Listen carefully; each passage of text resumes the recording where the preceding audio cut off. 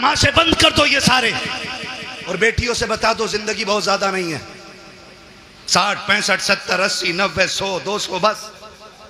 अगर 1000 बरस की उम्र भी हो जाए फिर भी मौत आनी है। याद रखना, तारीख गैरत वाली माओं को याद रखती है, बेगैरत माओं को कभी याद नहीं रखती है। आज की न्यूज है, आज की 8 महीने के अंदर एक गैर मुस्लिम ने एक मुस्लिम बच्ची से शादी करके उसे मार डाला है। 8 महीने नहीं रखा साथ में। बताइए, अल्लाह, यही हो। डॉक्टर इकबाल का वो शेर न समझोगे तो मिट जाओगे हिंदी मुसलमानों, तुम्हारी दास्तान तक भी ना होगी दास्तानों में।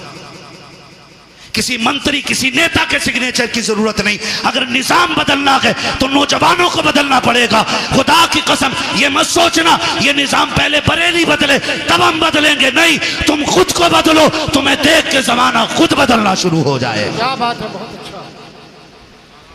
वरना 2 रोजा कॉन्फ्रेंस नहीं 10 रोजा भी कर लो, कोई इज्जत बचाने वाला नहीं आएगा। मैं आपके इलाके का हूं, आपको जानता हूं, आप मुझे जानते हो, इसलिए ये दुख कह के जा रहा हूं। बाजार के नाम पे तुम्हारे पीर बाजार ने कितनी अय्याशी बढ़ा दी है। रोको इसे, वरना बेटियां महफूज नहीं रहेंगी। हुसैनी हो तो सबील बाद में लगाओ, शरीयत की हदों पे पहरे पहले लगाने शुरू करो। हुसैन बहन से क्या कह रहा, वो बहन जो खातून जन्नत की गोद में पली हो, आम नहीं। कहना रे मौलवी साहब तुम्हें तो यकीन ही ना, तुम्हें तो शक ही रहे सब पे। शक की बुनियाद, कसम खा के कहता हूं ऐसी गोद आज तक किसी बेटी को नहीं मिली जैसी सैयदा ज़ैनब को मिली है। ऐसा नाना किसी का नहीं है जैसा सैयदा ज़ैनब का है।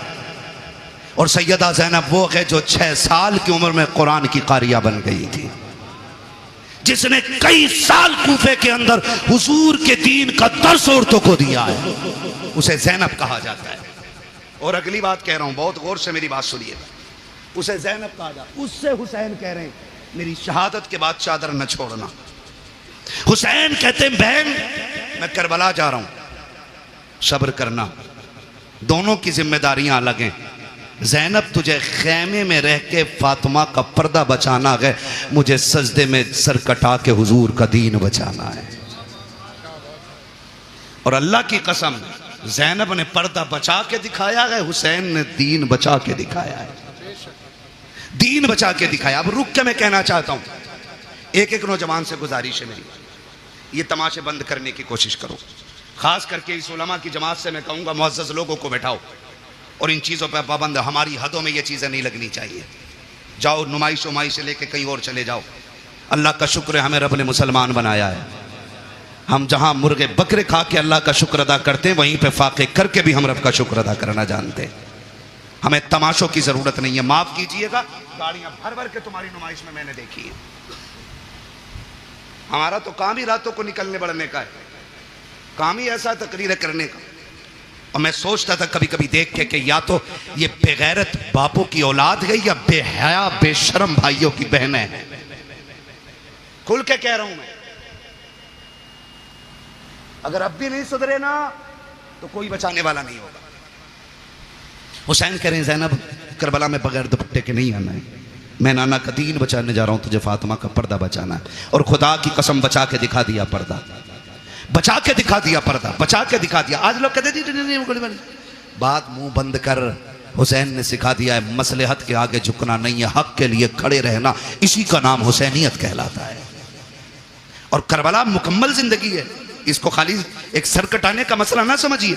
आप मुझसे बात करें तो मैं करबला पे जिंदगी के हर गोशे में बात, एक एक गोशे पे जिंदगी। करबला बंदगी सिखाती है, करबला अखलाक सिखाती है, करबला तरीके सिखाती है, करबला जिंदगी गुजारने का सलीका सिखाती है, करबला ने बंदगी सिखाई है, करबला ने हुकूकुल इबाद सिखाया, करबला ने हुकूकुल्लाह सिखाया, करबला ने हुब्बे रसूलुल्लाह सिखाया। क्या क्या सिखाया है करबला ने। एक एक बात जो मैंने बोली है इस पर 2-2 घंटे चाहिए बात करने के लिए। बस आपसे इतना कहना चाहता हूँ, सुने करबला क्या है। बस आखिरी अल्फाज में मेरा हुसैन कहता मैं करबला जा रहा हूं, तुझे खेमे में रह के दीन बचाना है, मुझे करबला जाके हुजूर की उम्मत बचानी है। ठीक है ना। हुसैन मैदान करबला में आए, शहीद हो गए। क्या हुआ? शहीद हो गए, सजदे में सर दे दिया, शहीद हो गए। शाम का वक्त हुआ, इधर देखें असर का वक्त हुआ, यजीदियों ने लाशों पे घोड़े दौड़ाए। सैयदा ज़ैनब ने आवाज़ दे के कहा था, सुनो आंसू बंद करो, असर का वक्त कम है, जल्दी करो, सजदे कर लो, कहीं असर की नमाज कज़ा ना हो जाए। जब लाशों पे घोड़े दौड़ रहे थे तो अली की बेटी नमाज का ऐलान कर रही थी।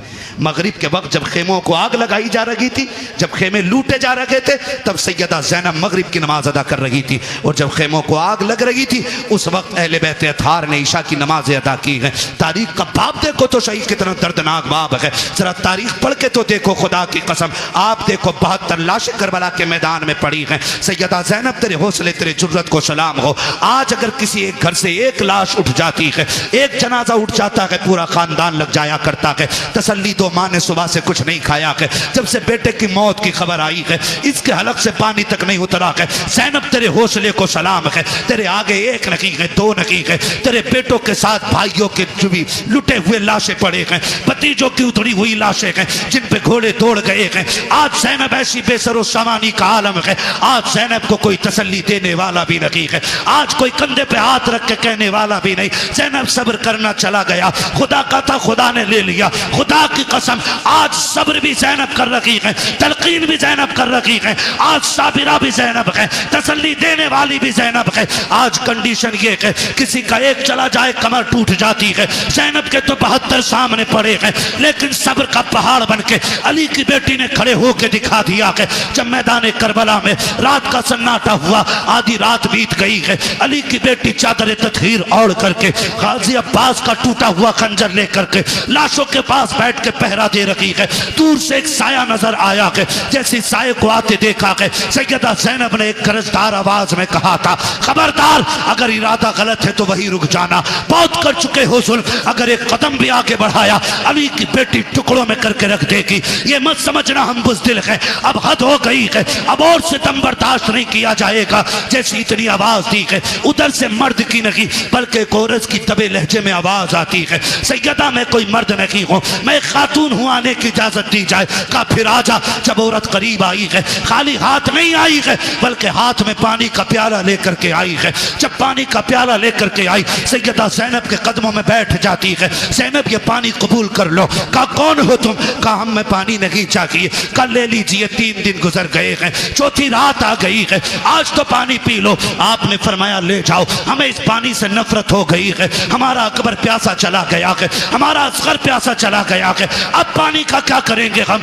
जाओ के पानी लेकर के चले जाओ। उस औरत की आंख में आंसू आए, रो के कहा ज़ैनब माफ कीजिएगा, मेरे शोहर ने सर कटा करके जन्नत में नाम लिखा लिया है, मैं भी ये चाहती हूँ ये पानी कबूल कर लो ताकि मेरा नाम भी जन्नत में आ जाए। कहा किसकी बीवी है? कहा मुझे हुर की बीवी कहा जाता है। सैयदा बड़ी मुश्किल से पानी लाई हो, ले लीजिए पानी। हजरत ज़ैनब ने इनकार किया। जानते हो जब सैयद नाराज हो जाए, एक उसूल याद रखिएगा, उसको खातून जन्नत का वास्ता दे दो, हर किसी की टाल सकता है, फातिमा ज़हरा के वसीले को सैयद नहीं टाल सकता। ये उसूल सैयदों का होता है, ये उसूल सैयदों का वो जानती थी। उसने आके कहा आपको आपकी अम्मी का वास्ता, सैयदा कायनात का वास्ता, ये पानी ले लो। जब माँ का नाम आया ज़ैनब की आंखें भीग गईं।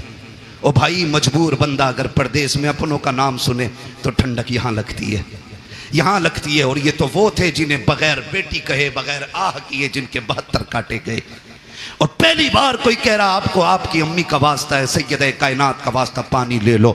आंखों में आंसू आ गए, पानी का प्याला लिया और पानी का प्याला लेकर के आप खेमे की तरफ बढ़ी जहाँ इमाम ज़ैनुल आबिदीन लेटे हुए हैं। गशी पे गशी आ रही है, तबीयत भी ख़राब है, बीमार हैं, और बाप की शहादत का गम, अकबर की शहादत का गम, खानदान के लुटने का गम है। जाके चंद छींटे पानी पे मुँह पे मारे। उठे इमाम सज्जाद का बेटा का जी फूफी का पानी पी लीजिए। का फूफी आपने पिया कि नहीं पिया है? कहती नहीं बेटे पहले आप पियो। का नहीं आप पीजिए। का नहीं तुम नहीं जानते हो बेटे, उसूल ये है जिस घर में छोटे प्यासे होते हैं उस घर के बड़े पानी नहीं पीते, पहले छोटों को पिलाया जाता है। इमाम सज्जाद इमाम ज़ैनुल आबिदीन ने इतना सुना, कहा अच्छा फूफी तो लाइए। पानी का प्याला लिया। आप उठे हैं, पैर इस तरह से उठा रखे थे कि जमीन पे लकीरें बनती जा रही हैं। कहा बेटे किधर जा रखे हो? कहा फूफी आपने उसूल बता दिया है जिस घर में छोटे प्यासे होते हैं उस घर के बड़े पानी नहीं पीते। कहा फिर किधर जा क्या रखे हो? कहा मुझसे छोटी तो मेरी सकीना प्यासी है, इस पानी पे हक पहले सकीना का है।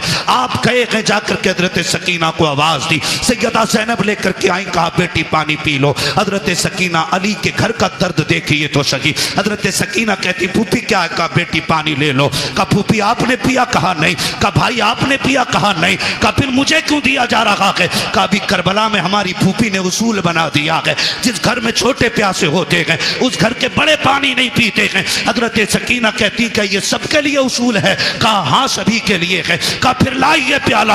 आपने पानी का प्याला लिया है, फिर दौड़ लग गई है, उधर दौड़ी है जिधर हजरत अली असगर की लाश थी। सैयदा ज़ैनब ने आवाज दे के कहा था सकीना बेटी किधर जा रही हो? कहा फूफी अभी आपने कहा था पहले छोटों को पानी पिलाया जाएगा फिर बड़े पानी पिएंगे। कहा मुझसे छोटा मेरा असगर प्यासा है, वह पानी की वजह से नाराज था, ये पानी पहले उसे दिया जाएगा। थोड़ी ठोकर लगी है, पानी का प्याला जमीन पे गिर जाता है। हुसैन की सकीना फिर प्यासी रह गई है, जैसे जमीन पे प्याला गिरा है आवाज आती है सलामुन अला सब्र सकीना, सलामुन अला सब्र अहले बैत मोहम्मद। ए सकीना तेरे सब्र को सलाम हो, नबी के घर वालों तुम्हारे सब्र की हिम्मत को सलाम हो। इसलिए हम कहते हैं अली का घर भी क्या घर है कि उस घर का हर एक बच्चा जिसे देखो वही शेरे खुदा मालूम होता।